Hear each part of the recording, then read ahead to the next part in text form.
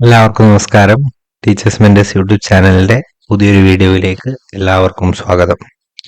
ഇന്ന് ഞാൻ നിങ്ങൾക്ക് മുന്നിലെത്തിയിരിക്കുന്നത് SCERT സോഷ്യൽ സയൻസ് 8ാമത്തെ ചാപ്റ്റർ ഗംഗാ സമതലത്തിലേക്ക് എന്ന ഭാഗത്ത് നിന്ന് PSC ചോദിക്കാൻ സാധ്യതയുള്ള കുറച്ച് ചോദ്യങ്ങളുമായിട്ടാണ്. കുറച്ച് ലെങ്ത്തുള്ള ചാപ്റ്ററാണ്, അതിനനുസരിച്ച് തന്നെ വീഡിയോയ്ക്കും ലെങ്ത് കൂടാൻ സാധ്യതയുണ്ട്. അപ്പൊ അത് മനസ്സിലാക്കി ശ്രദ്ധയോടെ കേട്ടിരിക്കാൻ ശ്രമിക്കുക. ഓരോ ചോദ്യങ്ങളിലേക്ക് പോവാം. ഇന്ത്യ എന്ന വിസ്മയം എന്ന കൃതിയുടെ കർത്താവ് A.L. ഭാഷം. ഇന്ത്യ എന്ന വിസ്മയം എന്ന കൃതിയുടെ കർത്താവ് A.L. ഭാഷം. യൂറോപ്പിന്റെയും ഏഷ്യയുടെയും വിവിധ ഭാഗങ്ങളിലേക്ക് കുടിയേറിയിരുന്നവർ സംസാരിച്ചിരുന്ന ഭാഷകൾ അറിയപ്പെട്ടിരുന്നത് ഇൻഡോ യൂറോപ്യൻ ഭാഷകൾ എന്നാണ്. യൂറോപ്പിന്റെയും ഏഷ്യയുടെയും വിവിധ ഭാഗങ്ങളിലേക്ക് കുടിയേറിയിരുന്നവർ സംസാരിച്ചിരുന്ന ഭാഷകൾ അറിയപ്പെട്ടിരുന്നത് ഇൻഡോ യൂറോപ്യൻ ഭാഷകൾ എന്നാണ്. ഇൻഡോ യൂറോപ്യൻ ഭാഷകളിൽ ഉൾപ്പെട്ടിരുന്ന ഭാഷകളാണ് ഇംഗ്ലീഷ്, ലാറ്റിൻ, ഗ്രീക്ക് എന്നിവ.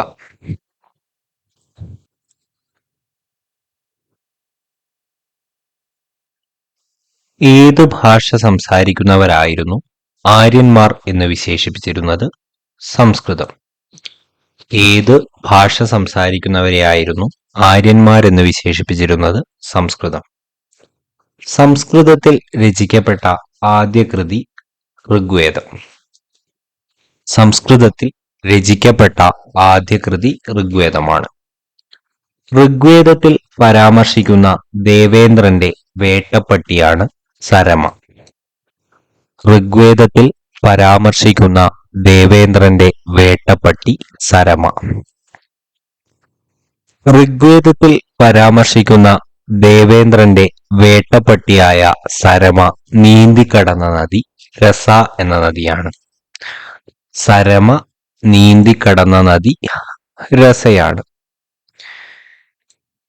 ഏകദേശം 3500 വർഷം മുമ്പ് ആര്യന്മാർ ഇന്ത്യയുടെ വടക്കു പടിഞ്ഞാറ് എത്തിച്ചേർന്ന പ്രദേശം സപ്തസൈന്ധവ പ്രദേശമാണ്.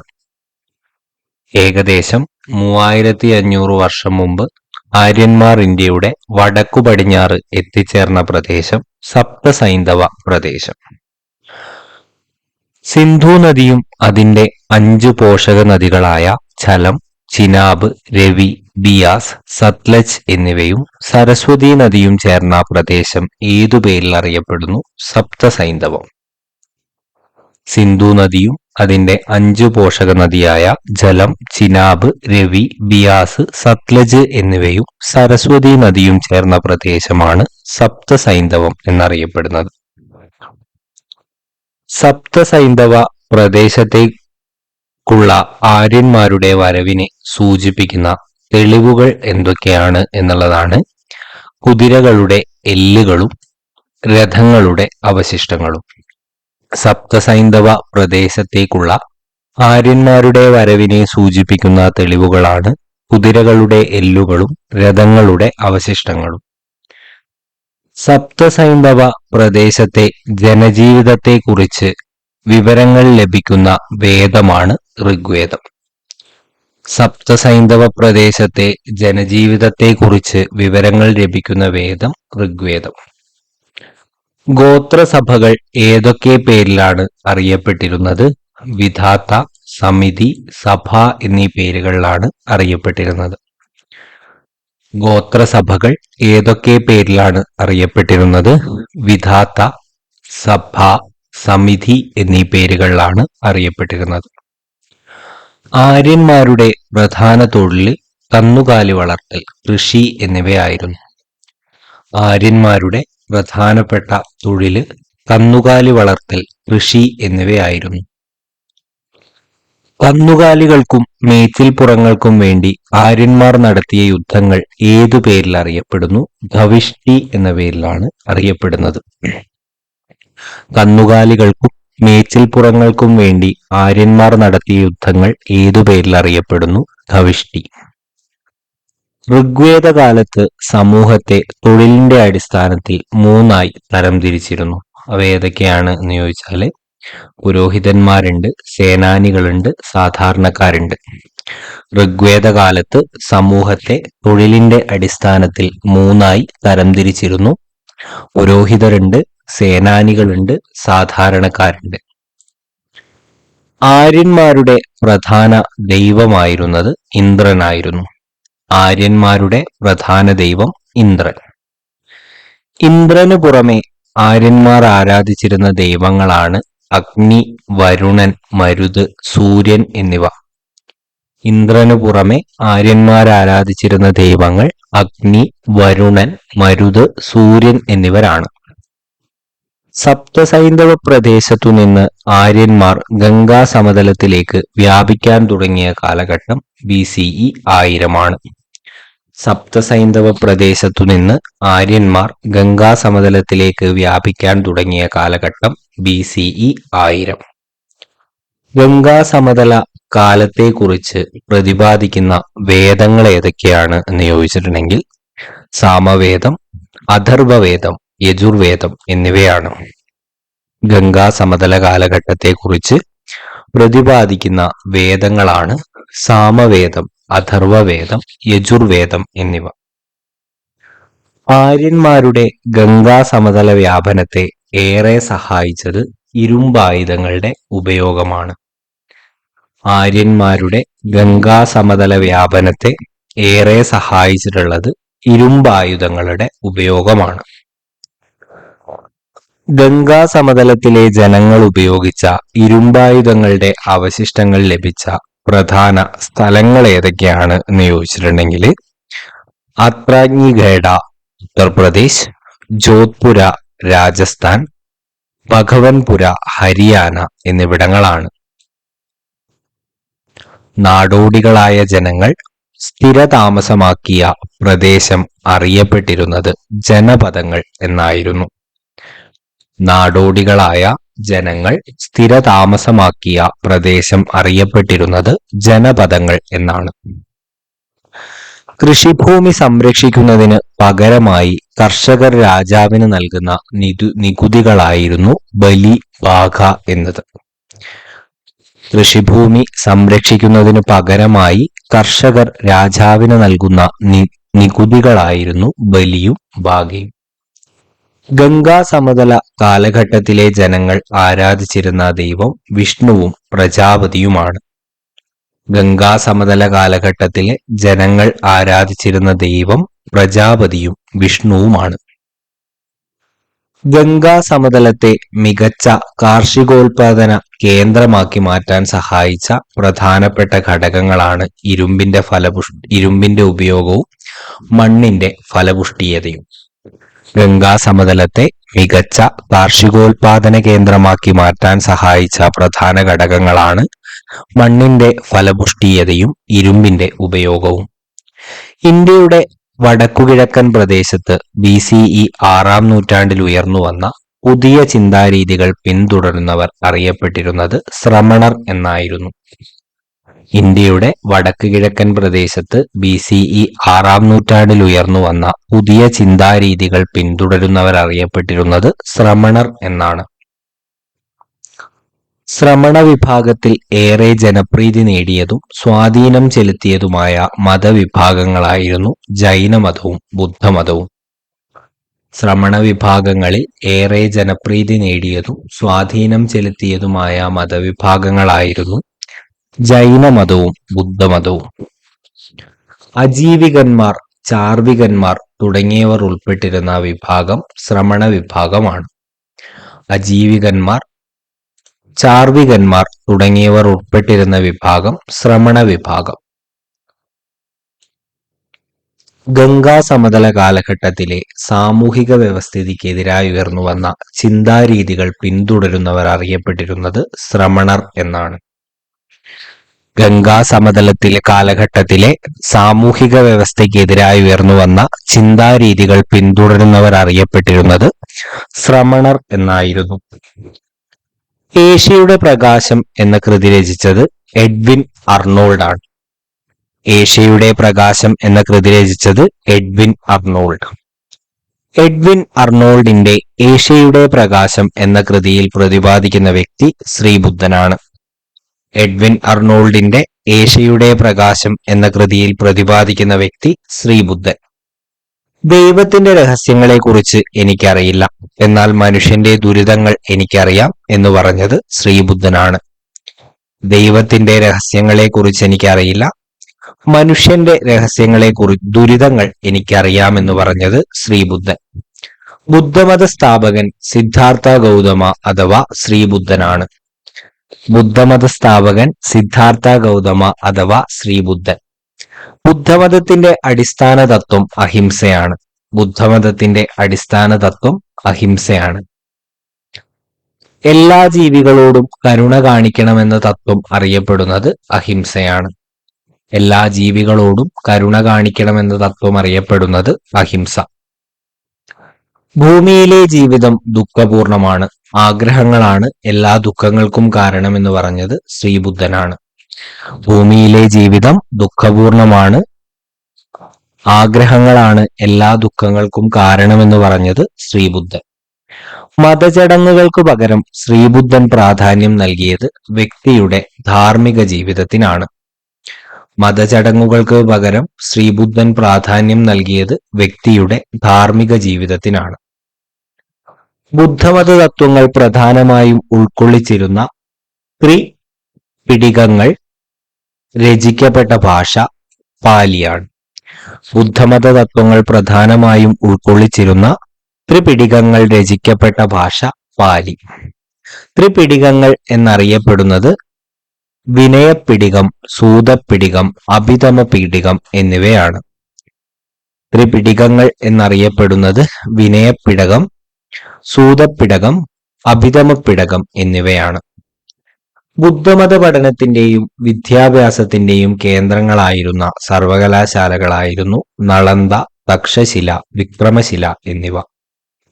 ബുദ്ധമത പഠനത്തിന്റെയും വിദ്യാഭ്യാസത്തിന്റെയും കേന്ദ്രങ്ങളായിരുന്ന സർവകലാശാലകളായിരുന്നു നളന്ദ, തക്ഷശില, വിക്രമശില എന്നിവ.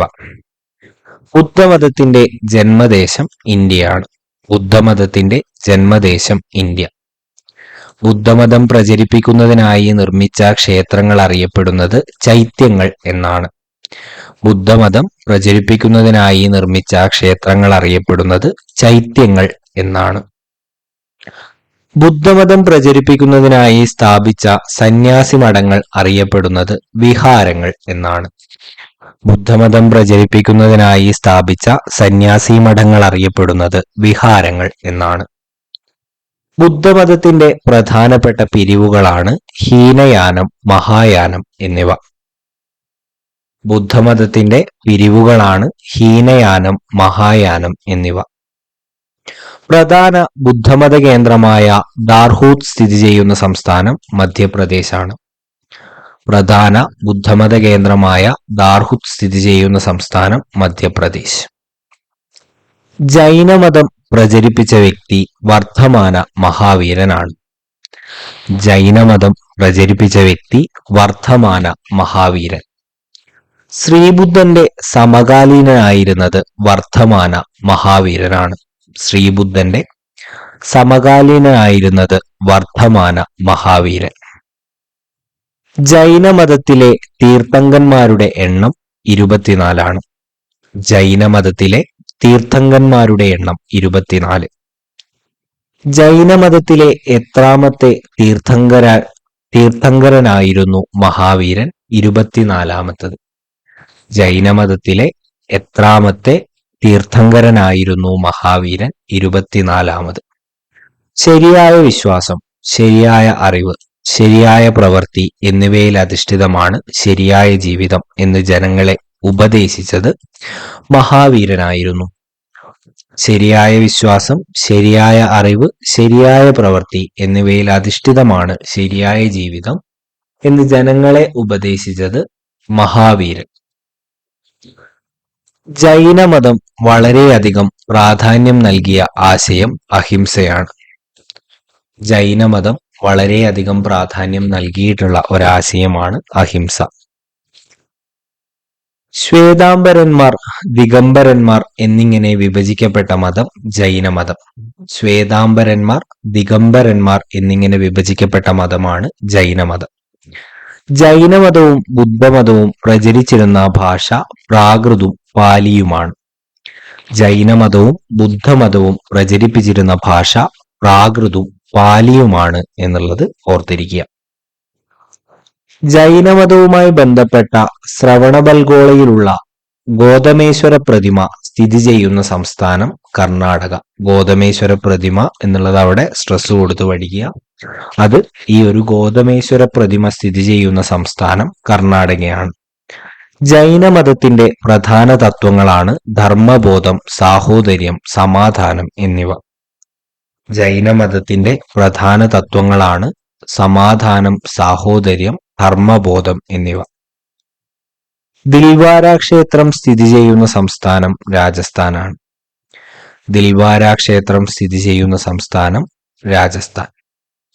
ഹതികുബ ഗുഹാക്ഷേത്രങ്ങൾ ഏത് സംസ്ഥാനത്താണ് സ്ഥിതി ചെയ്യുന്നത്? ഒഡീഷയിലാണ്. ഹതികുബ ഗുഹാക്ഷേത്രങ്ങൾ ഏത് സംസ്ഥാനത്താണ് സ്ഥിതി ചെയ്യുന്നത്? ഒഡീഷ.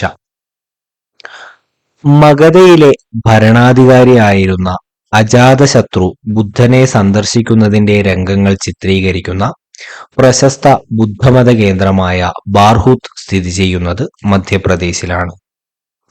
മഗധയിലെ ഭരണാധികാരിയായിരുന്ന അജാതശത്രു ബുദ്ധനെ സന്ദർശിക്കുന്നതിന്റെ രംഗങ്ങൾ ചിത്രീകരിക്കുന്ന പ്രശസ്ത ബുദ്ധമത കേന്ദ്രമായ ബാർഹുത് സ്ഥിതി ചെയ്യുന്നത് മധ്യപ്രദേശ്.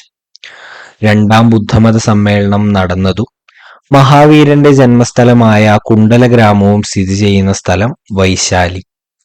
രണ്ടാം ബുദ്ധമത സമ്മേളനവും നടന്നതും മഹാവീരന്റെ ജന്മസ്ഥലമായ കുണ്ടല ഗ്രാമവും സ്ഥിതി ചെയ്യുന്ന സ്ഥലം വൈശാലി. ബുദ്ധന്റെ ജന്മസ്ഥലം ലുംബിനി, നേപ്പാൾ. ബുദ്ധന്റെ ജന്മസ്ഥലം ലുംബിനി, നേപ്പാൾ. ബുദ്ധൻ തന്റെ ആദ്യ പ്രഭാഷണം നടത്തിയത് സാരാനാഥിലെ ഡീർ ചാർക്കിൽ വെച്ചാണ്. ബുദ്ധൻ തന്റെ ആദ്യ പ്രഭാഷണം നടത്തിയത് സാരാനാഥിലെ ഡീർ ചാർക്കിൽ വെച്ച്. ബുദ്ധൻ പരിനിർവാണം പ്രാപിച്ച സ്ഥലം കുശിനഗരമാണ്, ഉത്തർപ്രദേശിൽ. ബുദ്ധൻ പരിനിർവാണം പ്രാപിച്ച സ്ഥലം കുശിനഗരം. ബുദ്ധന് ജ്ഞാനോദയമുണ്ടായ സ്ഥലം ബോധ്ഗയ, ബീഹാർ. ബുദ്ധന് ജ്ഞാനോദയമുണ്ടായ സ്ഥലം ബോധ്ഗയ, ബീഹാർ. മഹാവീരൻ പരിനിർവാണം പ്രാപിച്ച സ്ഥലം പാവപുരി, ബീഹാർ. മഹാവീരൻ പരിനിർവാണം പ്രാപിച്ച സ്ഥലം പാവപുരി, ബീഹാർ. പ്രാചീന ഇന്ത്യയിൽ നിലനിന്നിരുന്ന മഹാജനപദങ്ങളുടെ എണ്ണം 16. പ്രാചീന ഇന്ത്യയിൽ നിലനിന്നിരുന്ന മഹാജനപദങ്ങളുടെ എണ്ണം 16 ആയിരുന്നു. ജനങ്ങൾ അല്ലെങ്കിൽ ഗോത്രങ്ങൾ അവരുടെ പാദമൂന്നിയ സ്ഥലം അറിയപ്പെട്ടിരുന്നത് ജനപദം എന്നാണ്. ജനങ്ങള് അല്ലെങ്കിൽ ഗോത്രങ്ങൾ അവരുടെ പാദമൂന്നിയ സ്ഥലം അറിയപ്പെട്ടിരുന്നത് ജനപദം എന്നായിരുന്നു. ജനപദങ്ങൾ കൂടി ചേർന്ന് രൂപം കൊണ്ടതാണ് മഹാജനപദങ്ങൾ. ജനപദങ്ങൾ കൂടിച്ചേർന്ന് രൂപം കൊണ്ടതാണ് മഹാജനപദങ്ങൾ. ഹിമാലയ പർവ്വതത്തോട് അടുത്ത് കിടക്കുന്ന മഹാജനപദങ്ങളിൽ നിലനിന്നിരുന്ന ഭരണമാണ് ഗണസംഘഭരണം. ഹിമാലയ പർവ്വതത്തോട് അടുത്ത് കിടക്കുന്ന മഹാജനപദങ്ങളിൽ നിലനിന്നിരുന്ന ഭരണമാണ് ഗണസംഘഭരണം. ഗംഗാ സമതല പ്രദേശങ്ങളിലെ മഹാജനപദങ്ങളിൽ കൂടുതലിലും നിലനിന്നിരുന്ന ഭരണം രാജഭരണമായിരുന്നു. ഗംഗാ സമതല പ്രദേശങ്ങളിലെ മഹാജനപദങ്ങളിൽ കൂടുതലിലും നിലനിന്നിരുന്ന ഭരണം രാജഭരണമായിരുന്നു. ഗോത്രങ്ങളിലൂടെയോ സംഘത്തലവന്മാരുടെയോ സംഘത്തെ അറിയപ്പെട്ടിരുന്നത് ഗണസംഘം എന്നാണ്. ഗോത്രങ്ങളുടെയോ സംഘത്തലവന്മാരുടെയോ സംഘത്തെ അറിയപ്പെട്ടിരുന്നത് ഗണസംഘം എന്നാണ്. ഗംഗാ സമതല പ്രദേശങ്ങളിലെ മഹാജനപദങ്ങളിൽ നിലനിന്നിരുന്നത് രാജവാഴ്ചയായിരുന്നു. ഗംഗാ സമതല പ്രദേശങ്ങളിലെ മഹാജനപദങ്ങളിൽ നിലനിന്നിരുന്നത് രാജവാഴ്ചയായിരുന്നു. പൊതു തീരുമാനത്തിന്റെ അടിസ്ഥാനത്തിൽ ഐക്യം നിലനിർത്തിക്കൊണ്ടുള്ള ഭരണം നടത്തിയിരുന്നത് ഗണസംഘമായിരുന്നു. പൊതു തീരുമാനത്തിന്റെ അടിസ്ഥാനത്തിൽ ഐക്യം നിലനിർത്തിക്കൊണ്ടുള്ള ഭരണം നടത്തിയിരുന്നത് ഗണസംഘം. മഹാജനപദങ്ങളിൽ ഏറ്റവും ശക്തമായിരുന്ന ജനപദമായിരുന്നു മഗധ. മഹാജനപദങ്ങളിൽ ഏറ്റവും ശക്തമായ ജനപദം മഗധ. മഗധയുടെ വടക്കുഭാഗം ഗംഗ. മഗധയുടെ വടക്കുഭാഗം ഗംഗ സ്ഥിതി ചെയ്യുന്നു. മഗധയുടെ തെക്കുഭാഗം വിന്ധ്യാപർവ്വതമാണ്. മഗധയുടെ തെക്കുഭാഗം വിന്ധ്യാപർവ്വതം. മഗധയുടെ പടിഞ്ഞാറ് ഭാഗം സോണാണ്.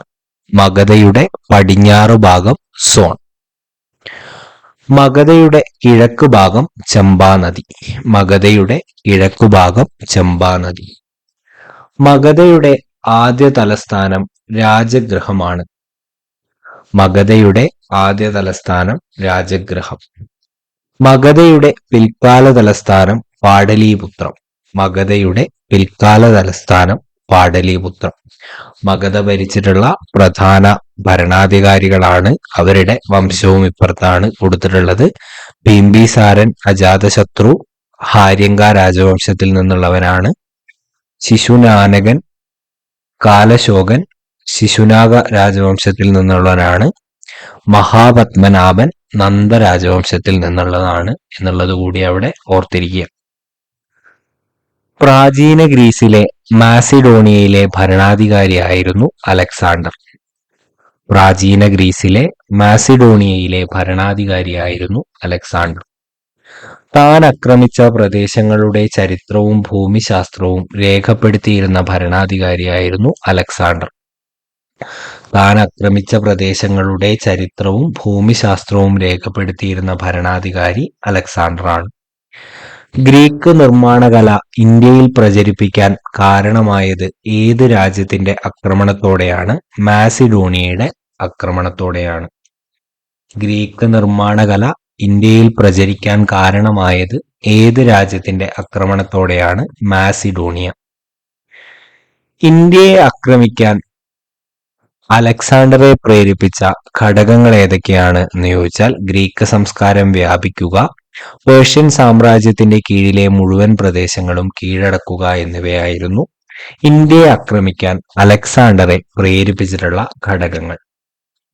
കാടിന്റെ സൗന്ദര്യം മുഴുവൻ തന്റെ മസ്കത്തിൽ ഒട്ടിച്ചു വച്ചിരിക്കുന്ന ഭീമാകാരനായ മൃഗം, അതിനെ മെരുക്കി പുറത്തു കയറി സവാരി ചെയ്യുന്നവർ, മരത്തിൽ നിന്നും കമ്പിളി വസ്ത്രം നെയ്തെടുക്കുന്നവരുടെ നാട്, തേനിനേക്കാൾ മധുരമുള്ള വസ്തുക്കൾ ഉപയോഗിക്കുന്നവർ, അടിമകളില്ലാതെ വലിയ ശാരീരാധ്വാനമില്ലാതെ മണ്ണിൽ പൊന്നു വിളയിക്കുന്ന കർഷകർ, അങ്ങനെ എന്തെല്ലാം എന്ന് നമ്മുടെ പ്രദേശത്തെക്കുറിച്ച് അഭിപ്രായപ്പെട്ടത് അലക്സാണ്ടർ ആയിരുന്നു. അലക്സാണ്ടറുടെ ഭരണത്തിനു മുമ്പ് ഇന്ത്യയുടെ വടക്കു പടിഞ്ഞാറൻ പ്രദേശം ആക്രമിച്ചിട്ടുള്ള പേർഷ്യൻ ഭരണാധികാരിയായിരുന്നു സൈറസ്. അലക്സാണ്ടറുടെ ഭരണത്തിനു മുമ്പ് ഇന്ത്യയുടെ വടക്കു പടിഞ്ഞാറൻ പ്രദേശം ആക്രമിച്ച പേർഷ്യൻ ഭരണാധികാരിയായിരുന്നു സൈറസ് എന്നുള്ളത് ഓർത്തിരിക്കുക. ഇന്ത്യയുടെ സിന്ധ്, പഞ്ചാബ് എന്നീ പ്രദേശങ്ങൾ ആക്രമിച്ച് കീഴടക്കിയ പേർഷ്യൻ ഭരണാധികാരിയായിരുന്നു ഡാരിയസ് ഒന്നാമൻ. ഇന്ത്യയുടെ സിന്ധ്, പഞ്ചാബ് എന്നീ പ്രദേശങ്ങൾ ആക്രമിച്ച് കീഴടക്കിയ പേർഷ്യൻ ഭരണാധികാരി ഡാരിയസ് ഒന്നാമൻ.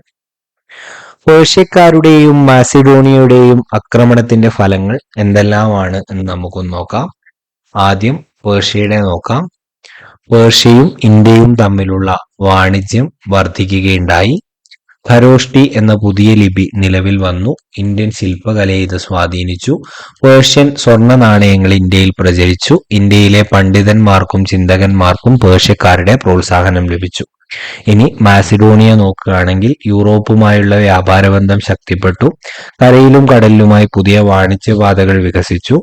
ഭൂമിശാസ്ത്രപരമായിട്ടുള്ള അറിവ് വർദ്ധിച്ചു. ഇന്ത്യയുടെ വടക്കു പടിഞ്ഞാറൻ പ്രദേശത്ത് രാഷ്ട്രീയമായ ഏകീകരണത്തിന് വഴിതെളിച്ചു. ഗ്രീക്ക് നിർമ്മാണകല ഇന്ത്യയിൽ പ്രചരിച്ചു. എന്നൊക്കെയാണ് ഈ പേർഷ്യക്കാരുടെയും മാസിഡോണിയയുടെയും ആക്രമണത്തിന്റെ ഫലങ്ങൾ എന്നുള്ളത് അവിടെ ഓർത്തിരിക്കുക. അലക്സാണ്ടർ ഇന്ത്യ ആക്രമിച്ചത് BCE 327 അലക്സാണ്ടർ ഇന്ത്യ ആക്രമിച്ചത് BCE 327. അലക്സാണ്ടറുടെ ഗുരു അരിസ്റ്റോട്ടിൽ. അലക്സാണ്ടറിന്റെ ഗുരു അരിസ്റ്റോട്ടിലാണ്. അലക്സാണ്ടറിന്റെ ഗുരു ആര് എന്ന് ചോദിച്ചാൽ അത് അരിസ്റ്റോട്ടിലാണ്. പേർഷ്യക്കാർ ഇന്ത്യ ആക്രമിച്ചതു മൂലം രൂപം കൊണ്ട പുതിയ ലിപിയായിരുന്നു ഖരോഷ്ഠി ലിപി. പേർഷ്യക്കാർ ഇന്ത്യ ആക്രമിച്ചതു മൂലം രൂപം കൊണ്ട പുതിയ ലിപിയാണ് ഖരോഷ്ഠി ലിപി. ഇത്രയുമാണ് ഈ ഒരു ചാപ്റ്ററിൽ പറയാനുള്ളത്. 91ഓളം ചോദ്യങ്ങൾ നമ്മൾ ഡിസ്കസ് ചെയ്തിട്ടുണ്ട്. ചോദ്യങ്ങളൊക്കെ കൃത്യമായിട്ട് മനസ്സിലായിട്ടുണ്ട് എന്ന് തന്നെയാണ് വിചാരിക്കുന്നത്. അങ്ങനെ മനസ്സിലായിട്ടുണ്ടെങ്കിൽ എന്നെ അത് ലൈക്കിലൂടെയും നിങ്ങളുടെ കമന്റിലൂടെയും അറിയിക്കുക. നിങ്ങളുടെ കൂടുതൽ കൂട്ടുകാർക്ക് ഈ ഒരു വീഡിയോ ഒന്ന് ഷെയർ ചെയ്ത് കൊടുക്കുക. ചാനൽ സബ്സ്ക്രൈബ് ചെയ്യുന്ന കാര്യം പരിഗണിക്കുക. നന്നായിട്ട് പഠിക്കുക. അടുത്ത ഒരു വീഡിയോവുമായിട്ട് വരുന്നത് വരെ have A nice day. Thank you all.